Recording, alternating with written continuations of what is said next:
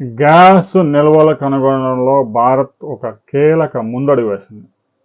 భారతదేశం ఇప్పటికీ 92% గ్యాస్ దిగుమతుల మీద ఆధారపడి ఉంది.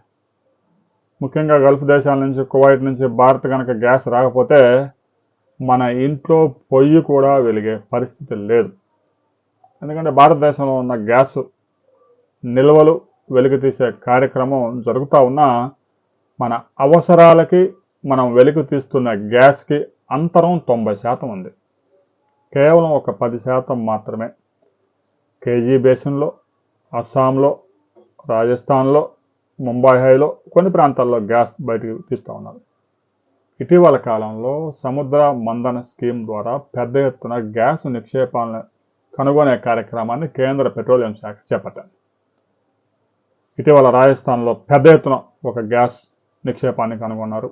తాజాగా అండమాన్ తూర్పు తీరానికి 15 కిలోమీటర్ల సముద్రంలో విజయపురం 3 అనే బ్లాక్లో పెద్ద ఎత్తున గ్యాస్ నిల్వలు వెలుగు చూశారు. ఇదే విషయాన్ని కేంద్ర పెట్రోలియం శాఖ మంత్రి కూడా అధికారికంగా ప్రకటించారు.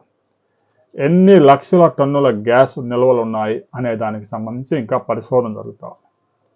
రాబోయే రోజుల్లో కేజీ బేసిన్లో ఎలాగైతే పెద్ద ఎత్తున గ్యాస్ నిక్షేపాలు వెలికి తీశారో అలాగే విజయపురం 3లో కూడా భారత అవసరాలని 23% తీర్చే విధంగా పెద్ద ఎత్తున నిల్వలు ఉన్నాయనే సమాచారం అంతా ఉంది.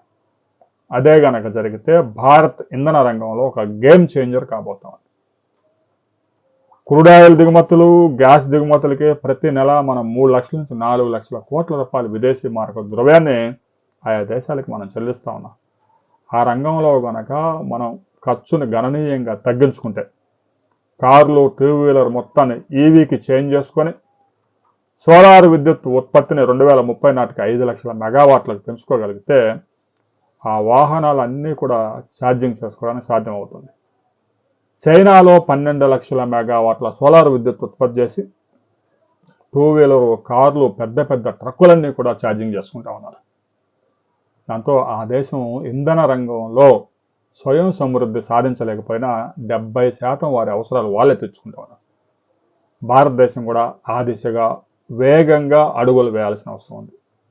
తాజాగా అండమాన్లో కనుగొన్న గ్యాస్ నిక్షేపాలు రాబోయే రోజుల్లో భారత్ ఇంధన రంగంలో గేమ్ చేంజర్ కాబోతా ఉన్నాయి అనే విషయంలో ఎలాంటి అతిశయోక్తి లేదు.